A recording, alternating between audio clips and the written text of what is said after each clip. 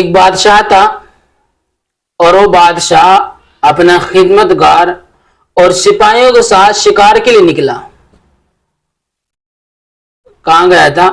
شکار کے لیے نکلا. اب جو شکار کے لیے نکلا ہو تو ظاہر سی بات ہے کہ اس نے اپنے ساتھ کھانا کا توشہ لے رکھا تھا. جو سامان سفر ہوتا ہے آدمی کا، کھانے کے لیے جو کچھ ہوتا ہے وہ لے کے چلا تھا شکار کے لیے. جب وہ شکار کے لیے چلا تھا تو اس کو بھوک لگی، اور بھوک لگنے کے بعد اس نے کھانا منگایا، اور اب وہ کھانا شروع کر رہا بادشاہ. اب وہ کھا رہا ہے تو ایک شاہین پرندہ آیا اور اس کے سامنے بھنا ہوا گوشت رکھا ہوا تھا. وہ شاہین پرندہ تیزی کے ساتھ آیا اور اس بھنے ہوئے گوشت کو لے کر اور تیزی کے ساتھ اڑتا ہوا چل دیا. یہ بات بادشاہ کو بڑی تعجب محسوس ہوئی اور بڑی تعجب لگی. اس نے جو اس کے سپاہی تھے انہوں نے ان سے کہا کہ اس کے پیچھے کرو شاہین کا. تو تمام سپاہی اور خدمتگار اس کے پیچھے اور تعاقب میں چل دیے. چلتے رہے تو ایک پہاڑ کے اوپر پہنچے، ایک پہاڑ کے قریب پہنچے.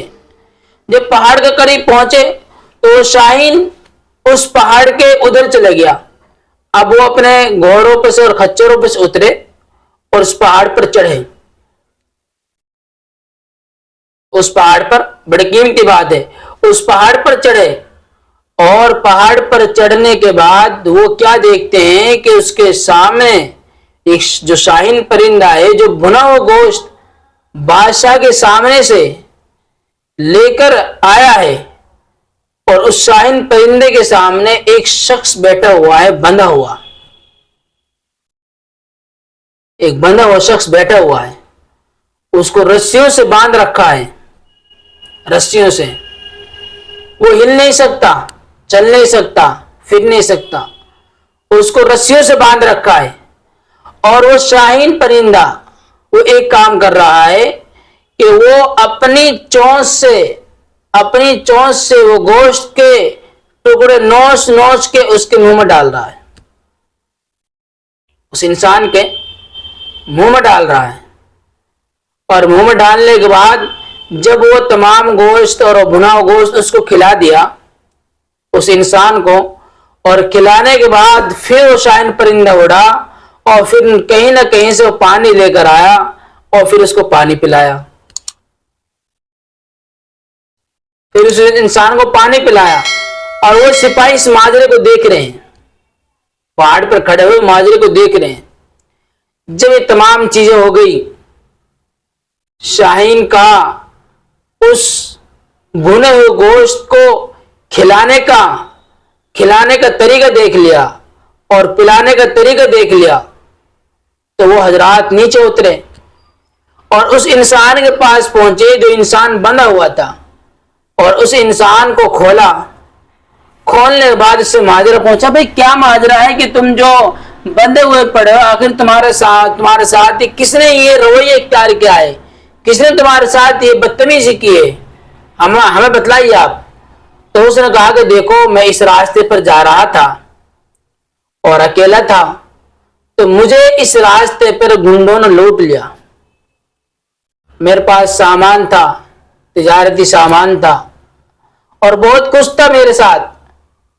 وہ تو اس در پہ اتر گئے تھے، یہاں تک اتر گئے تھے اس نتیجے پر کہ یہ لوگ مجھے قتل کر دیں گے، مجھے ڈر تھا کہ مجھے قتل کر دیں گے. اور لوگ قتل کرنے چلے تھے مجھے، لیکن میں نے ان سے کہا کہ بھائی مجھے قتل نہ کرو. میں نے ان کے سامنے درخواست رکھی اور ان کے سامنے بڑی التجا کی، تو انہوں نے مجھے چھوڑ دیا، اور چھوڑنے کے نتیجے میں وہ لوگ مجھے باندھ کر یہاں چلے گئے. اب ایک پرندہ آیا، پہلے دن مجھے روٹی لے کر آیا. کیا لے کر آ رہا ہے؟ روٹی. شاہین پرندہ جو انسان کی فطرت کے خلاف ہے کہ یار ایک پرندہ ایک انسان کو کھانا کھلا سکتا ہے، لیکن اللہ تبارک و تعالیٰ کو تو اپنی قدرت دکھانی ہے نا، اپنی تقدیر قدرت دکھانی ہے کہ میں کیا سے کیا کر سکتا ہوں. تو اس آدمی نے کہا کہ پہلے مجھے روٹی لے کر آیا، اس نے مجھے روٹی کھلائی اسی حالت میں، اور آج میرے لیے بھنا ہوا گوشت لے کر آیا اور وہ کھلا دیا، آپ نے دیکھا۔ تو جب یہ ماجرا اس آدمی نے، ان سپاہیوں نے بادشاہ سے کہا، تو بادشاہ کے دل میں یہ بات ایسی اثر کری، یار ہم اس خدا کو بھولے ہوئے ہیں جو خدا ایک پرندے سے اور ایک شاہین پرندے سے انسان کو روزی دے رہا ہے، پرندے کے ذریعے روزی دے رہا ہے۔ تو اس نے اپنا تاج تخت چھوڑا اور ایک طرف کو بیٹھ گیا، اور پھر دنیا سے ایسا رخصت ہوا کہ ایک بہت بڑا عالم اور بہت بڑا بزرگ بن کر دنیا سے رخصت ہو گیا۔ یہ میرے عزیزوں، اللہ تبارک و تعالیٰ نے ہر ایمان اور ہر مومن اور ہر انسان کی روزی مقید کر دی ہے، مقدر کر دی ہے۔ اسی طریقے سے طارق رحمت اللہ علیہ ایک کنویں کے اندر تھے، کنویں کے اندر گر گئے تھے، اور کنویں کے اندر گرنے کے بعد کوئی نکالنے والا نظر نہیں آ رہا تھا۔ تو حاجیوں کا قافلہ روانہ ہو رہا تھا، تو حاجیوں نے یہ کہا کہ بھائی یہ کنواں راستے میں پڑتا ہے، کوئی اس میں گر جائے گا، اس کو ڈھانپتے جائے۔ کوئی کہا گیا اس میں گر جائے گا، یہ راستے میں ہے، اس کو ڈھانپ دے جائے۔ اب طارق رحمت اللہ علیہ کے دل میں یہ چیز محسوس ہو رہی تھی کہ ان کو آواز ماری جائے، اور دل نے کہہ رہا تھا کہ اب کیا ہوگا۔ تو اس نے اپنے دل سے کہا کہ اگر تو سچا ہے تو خاموش رہے، اپنے دل سے بات کہہ رہا ہے، اگر تو سچا ہے تو خاموش رہے۔ خیر، حاجیوں نے اس کو ڈھک دیا، کنویں کو ڈھک دیا۔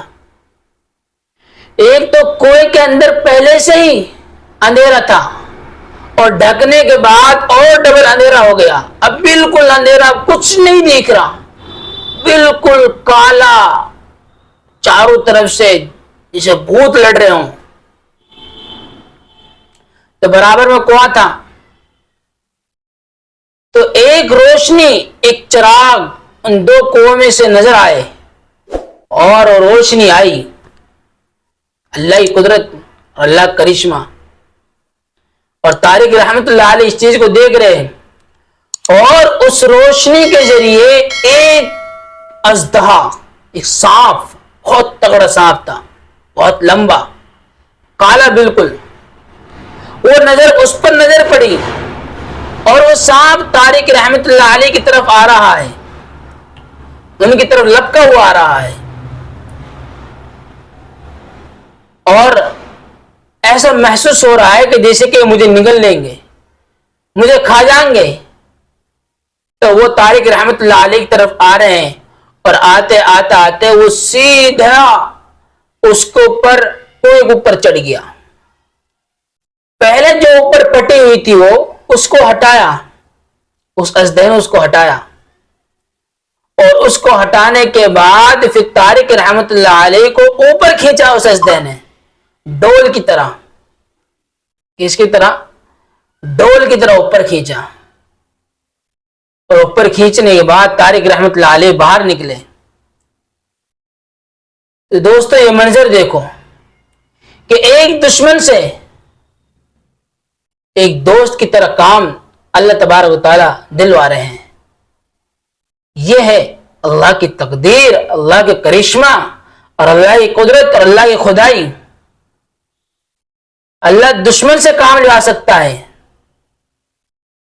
اور آدمی کے جہاں سارے راستے بند ہو جاتے ہیں اللہ وہاں سے راستے کھلوا دیتے ہیں۔ اسی دن سے طارق کو طارق صادق رحمت اللہ علیہ اس کے نام کا لقب پڑ گیا۔